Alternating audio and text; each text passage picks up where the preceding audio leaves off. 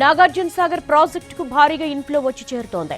ఈ సీజన్లో అత్యధికంగా 4,90,000 క్యూసెక్ల ఇన్ఫ్లో రాగా ప్రస్తుతం 4,71,000 ఇన్ఫ్లో కొనసాగుతోంది. ఎగువన భారీ వర్షాలు కురుస్తున్న నేపథ్యంలో ఫ్లాష్ ఫ్లడ్ వచ్చే అవకాశం ఉండడంతో నాగార్జున సాగర్ పరివాహక ప్రాంతంలో రెడ్ అలర్ట్ ప్రకటించారు. మరింత సమాచారం మా ప్రతినిధి విజయ్ భాస్కర్ అందిస్తారు.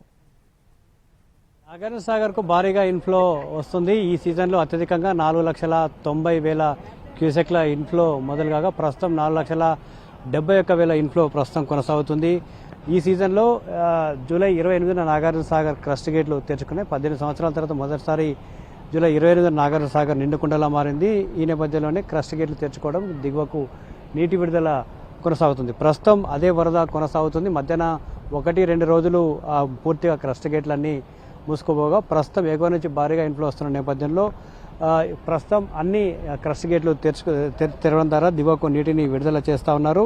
మొత్తం ఇన్ఫ్లో 4,72,134 క్యూసెక్ల ఇన్ఫ్లో వస్తుండగా 4,33,106 క్యూసెక్ల నీటిని దిగువకు విడుదల చేస్తున్నారు. 8 క్రస్ట్ గేట్లు 13 ఫీట్ల మేర, మరొక 18 క్రస్ట్ గేట్లు 10 ఫీట్ల మేర పైకెత్తారు. దీని ద్వారా రివర్లోకి 4,13,000 క్యూసెక్ల నీటిని దిగువకు విడుదల చేస్తున్న పరిస్థితి అయితే చాలా స్పష్టంగా కనపడుతుంది. 583.10 అడుగులకు ప్రస్తుతం నీటి మట్టం ఉంది. 590 అడుగులు గరిష్ట నీటి మట్టం ఉండగా ప్రస్తుతం 583 అడుగులు ఉంది. నాగార్జున సాగర్ ప్రాజెక్టు మొత్తం కెపాసిటీ 312 టీఎంసీలు కాగా ప్రస్తుతం 291 టీఎంసీల నీరు మాత్రమే ఉంది. ఎగువ నుంచి భారీగా ఇన్ఫ్లో వస్తుంది.